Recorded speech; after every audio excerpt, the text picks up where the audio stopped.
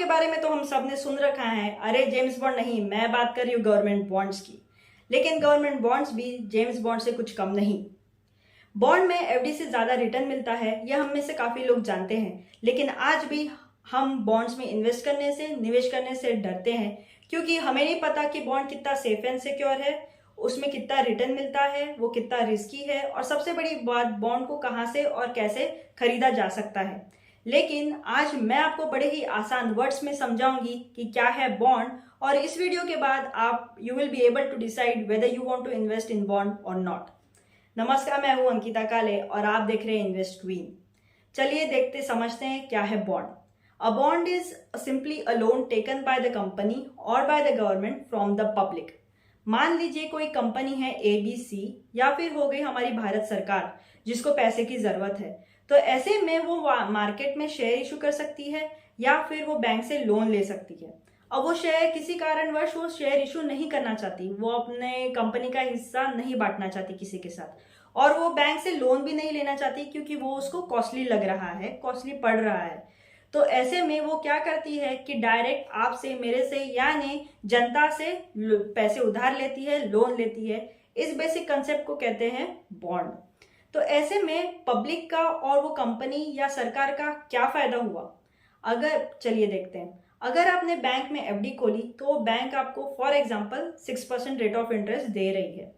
उसके पास अब कंपनी जो हमारी ABC थी वो आई, उसको चाहिए लोन का, तो बैंक ने उसको लोन दिया 10% या 12% में, पर्सनल लोन, बिजनेस लोन। तो जो 6% से लेके 10% का जो है 3-4%, वो हो गई बैंक की कमाई। अब ऐसे में कंपनी ने सोचा कि बैंक को उड़ा ही देते हैं और सीधा जनता से ही पैसा उधार लेते हैं। तो कंपनी आई पब्लिक के पास और उन्होंने बोला कि मैं आपको बॉन्ड देता हूं, आप मेरे को पैसे उधार करो 8% पे। तो अब पब्लिक का फायदा ऐसे हुआ कि जो 6% आपको एफडी में मिल रहा था, अब आपको 8% मिल रहा है। और कंपनी का फायदा ऐसा हुआ, जो लोन उसको 12 या 10% में मिल रहा था, अब उसको बस 8% ही देना पड़ रहा है। तो ऐसे में ये it's a win win situation for the public and for the company. इस बेसिक कंसेप्ट को कहते हैं बॉन्ड, यानी कंपनी जब डायरेक्टली जनता से पैसे उधार लेती है उसे कहते हैं बॉन्ड। आज हम बात करेंगे गवर्नमेंट बॉन्ड्स की, क्योंकि वही है सबसे सेफ, 100% रिस्क फ्री, जिसमें पैसा डूबने का कोई चांस नहीं, और तो और आपको एक रेगुलर इनकम भी मिलती रहेगी। सबसे पहले आते हैं सेंट्रल गवर्नमेंट के बॉन्ड्स, जो सेंट्रल गवर्नमेंट इशू करती है। इसमें बहुत ही पॉपुलर है 10 ईयर सेंट्रल गवर्नमेंट के बॉन्ड्स। दूसरा है स्टेट डेवलपमेंट लोन्स, जो सेंट्रल गवर्नमेंट इशू करती है, जैसे उत्तर प्रदेश की सरकार हो गई, तमिलनाडु की सरकार हो गई, महाराष्ट्र की सरकार हो गई। जब वो स्टेट गवर्नमेंट अपने डेवलपमेंट के लिए बॉन्ड्स इशू करेगी तो उन्हें कहते हैं स्टेट डेवलपमेंट लोन्स या स्टेट गवर्नमेंट के बॉन्ड्स। और तीसरा है सॉवरेन गोल्ड बॉन्ड, जो सेंट्रल सरकार, जो भारत की सरकार है, दिल्ली की सरकार है, वही इसको इशू करती है। इस पे हमने ऑलरेडी वीडियो बनाया है, जिसकी लिंक मैंने आपको कमेंट सेक्शन में दी है। अब मैं आपको बताऊंगी 5 ऐसी चीजें जो बॉन्ड खरीदने से पहले आपको देखना बहुत ही जरूरी है। पहला है फेस वैल्यू, दूसरा है कूपन रेट, तीसरा है यील्ड टू मैच्योरिटी, चौथा है IP यानी इंटरेस्ट पेमेंट, और फिफ्थ इज मैच्योरिटी टेन्योर। चलिए देखते हैं इसको डिटेल में। पहला है फेस वैल्यू। फेस वैल्यू यानी बॉन्ड का ऐसा प्राइस जिसपे इंटरेस्ट कैलकुलेशन होता है। दूसरा है कूपन रेट। इसको आसान शब्दों में समझाना मतलब द इंटरेस्ट रेट जो आपको फेस वैल्यू ऑफ बॉन्ड पे मिलता है ईयरली। अगर किसी कंपनी, मान लीजिए ABC कंपनी है, उसने 1000 रुपए का बॉन्ड इशू किया, उस पर 10% कूपन रेट है, तो आपको कितने रुपए मिलेंगे एज ए इंटरेस्ट इनकम? 100 रुपए ईयरली। यहाँ पे एक बात याद रखना बहुत ही जरूरी है कि आपका जो रिटर्न रहेगा वो बस कूपन रेट पे डिपेंड नहीं होता, बल्कि वो इस बात पे भी डिपेंडेड है कि आपने कौन से प्राइस पे वो बॉन्ड को खरीदा है, परचेस किया है। आइए इसको देखते हैं डिटेल में। मैं हूं कंपनी ABC।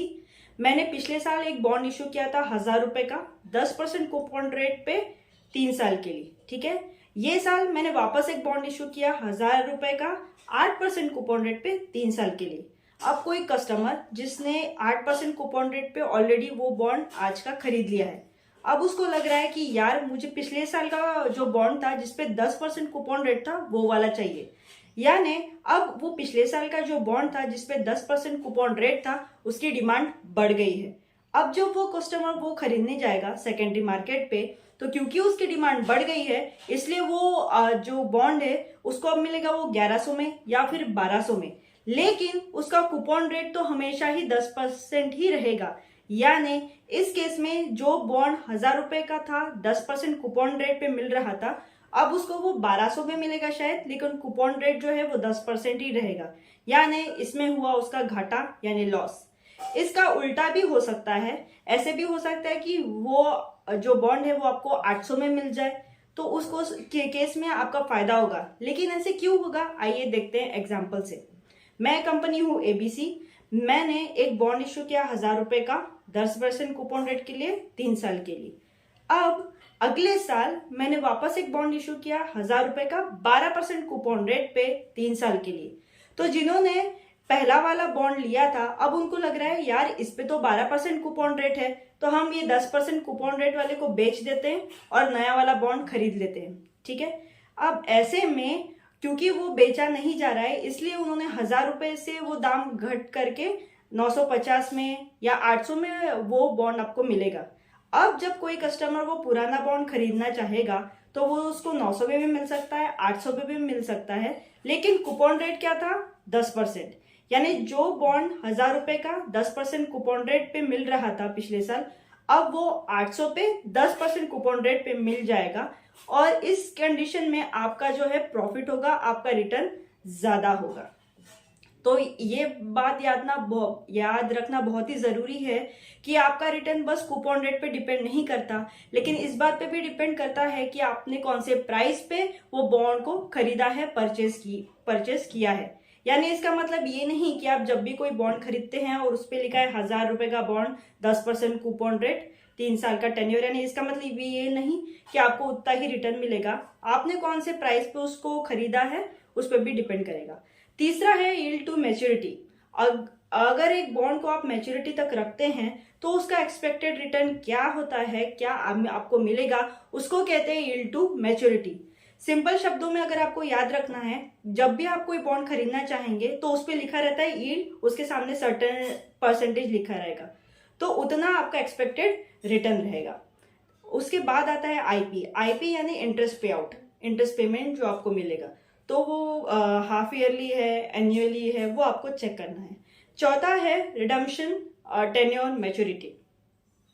मान लीजिए अगर आपने एक बॉन्ड खरीदा तो उसका जो इंटरेस्ट इनकम है वो तो आपको ईयरली मिलते ही रहेगा, लेकिन जो उसका प्रिंसिपल अमाउंट था वो कौन से डेट पे आपको वापस मिलेगा, उस डेट को कहते हैं रिडम्पशन डेट, और कितने साल तक वो रहता है उसको कहते हैं टेन्योर। तो ये चीज भी आपको ध्यान से ऑब्जर्व करके फिर बॉन्ड को खरीदना है। मिनिमम वैल्यू कितना रिक्वायर्ड है बॉन्ड को खरीदने में, वो भी कितना अमाउंट लगेगा वो भी देखना है। प्लस अगर आप कोई कॉर्पोरेट बॉन्ड खरीद रहे हैं तो उस कंपनी कॉर्पोरेट का रेटिंग आता है, सबसे बड़ा रेटिंग होता है, सबसे अच्छा माना जाता है AAA। क्रिसिल जैसी कंपनी रेटिंग्स डिसाइड करती है कॉर्पोरेट्स की। तो अगर रिस्क के का क्रेडिट रेटिंग को अगर देखना है तो AAA जो कॉर्पोरेट्स की रेटिंग होती है, इट इज सेफर उनके बॉन्ड्स खरीदने के लिए। चलिए, तो ये जो 5 चीजें थी वो बहुत ही इंपॉर्टेंट थी। अगर आप कोई बॉन्ड ले रहे हो तो ये 5 चीजें देखना बहुत ही जरूरी है। अब सवाल आता है, क्या बॉन्ड लेना आसान है? बिल्कुल आसान है। इसके लिए मैं आपको बताऊंगी एक वेबसाइट जहां से बॉन्ड को कैसे लिया जाता है, कहां से लिया जाता है, कितने में मिलेगा, उसका प्राइस मूवमेंट्स कैसे चेक करना है। अगर आपको बेचना है तो फिर भी आप thefixedincome.com ये वेबसाइट अगर पे आप लॉगिन करेंगे तो उसको आपको सारी जानकारी मिल जाएगी। ये वेबसाइट स्पेशली बॉन्ड्स के लिए ही बनी हुई है, ये सेबी रेगुलेटेड है, इसलिए सारे रूल्स रेगुलेशंस इसमें फॉलो किए जाते हैं। तो कोई दिक्कत नहीं है, आप ये वेबसाइट के थ्रू बॉन्ड में इन्वेस्ट कर सकते हैं, प्राइस मूवमेंट्स को ऑब्जर्व कर सकते हैं, कब और कैसे खरीदना है, उसका यील्ड क्या है, कूपन रेट क्या है। अगर आपको सेकेंडरी मार्केट में अगर कभी बॉन्ड बेचना है तो आपको सारी जानकारी इस पे मिलेगी। thefixedincome.com आपको गाइड करती है। और दूसरा है द RBI डायरेक्ट रिटेल, ये वेबसाइट पे भी जाके आप बॉन्ड्स के बारे में जानकारी इकट्ठा कर सकते हैं। चलिए, ये सारी बातें थी गवर्नमेंट बॉन्ड्स की, उसके बेनिफिट्स की और आप कैसे और उसमें इन्वेस्ट कर सकते हैं। अब बारी आती है कुछ इंसाइट्स की, कुछ टिप्स की। लेकिन उसके पहले अगर आपको ये वीडियो अच्छा लगे तो प्लीज शेयर कीजिए अपने रिश्तेदारों में, अपने दोस्तों में, क्योंकि बॉन्ड्स के बारे में अभी भी इतना ज्यादा अवेयरनेस नहीं है। शेयर कीजिए ताकि उनको भी पता चले कि बहुत ही आसान है बॉन्ड्स में इन्वेस्ट करना और बेनिफिशियल भी है। अब देखते हैं कुछ इंसाइट्स। पिछले वीडियो में अगर आपको याद होगा हमने डिस्कस किया था आरबीआई के फ्लोटिंग रेट सेविंग्स बॉन्ड, और उसमें मैंने आपको बताया था कि उसका आपका जो इंटरेस्ट इनकम है वो 1 जनवरी और 1 जुलाई को क्रेडिट होता है, यानी हाफ ईयरली। अब इस केस में अगर आपको मंथली रिटर्न भी चाहिए, मंथली रेगुलर इनकम भी चाहिए, तो इसको हम कैसे सॉल्व कर सकते हैं। देखिए, गवर्नमेंट बॉन्ड्स में हमेशा ही आपका जो इंटरेस्ट इनकम रहेगा वो हाफ ईयरली ही रहेगा या फिर एनुअली हो सकता है। तो फिर मंथली कैसे किया जाए। जिस मंथ में गवर्नमेंट बॉन्ड इशू होता है उसका आप लीजिए, ठीक है। फॉर एग्जांपल अगर कोई गवर्नमेंट बॉन्ड है वो जनवरी में इशू होता है तो आपको उसका रिटर्न जनवरी और जुलाई में मिलेगा। फिर अगर कोई बॉन्ड फरवरी में इशू होता है या फिर अगस्त में इशू होता है तो आपको फरवरी और अगस्त में मिलेगा। फिर अगर कोई बॉन्ड मार्च में या सितंबर में इशू होता है वो आप खरीदे तो आपको मार्च और सितंबर में भी उसका रिटर्न मिलेगा। अगर आप इस तरीके से फॉलो करेंगे, जिस मंथ में अगर बॉन्ड इशू होता है उस मंथ में लिया जाएगा तो उसके बराबर 6 महीने के बाद आपको रिटर्न मिलेगा। इस तरीके से आप मंथली के लिए भी गवर्नमेंट बॉन्ड को खरीद के मंथली रिटर्न भी पा सकते हैं। दूसरी एक और अच्छी बात भी यहाँ पे ये है कि फ्लोटिंग रेट सेविंग्स बॉन्ड में टैक्स बेनिफिट्स नहीं थे, लेकिन गवर्नमेंट बॉन्ड्स में देयर इज नो टीडीएस, यानी नो झंझट 15G या 15H फॉर्म भरने की। चलिए, ये था सारी जानकारी गवर्नमेंट बॉन्ड्स की। Next Sunday we will be coming back with a new topic to help you to improve your personal finance. Till there take care, bye bye, और don't forget to subscribe invest screen. Thank you.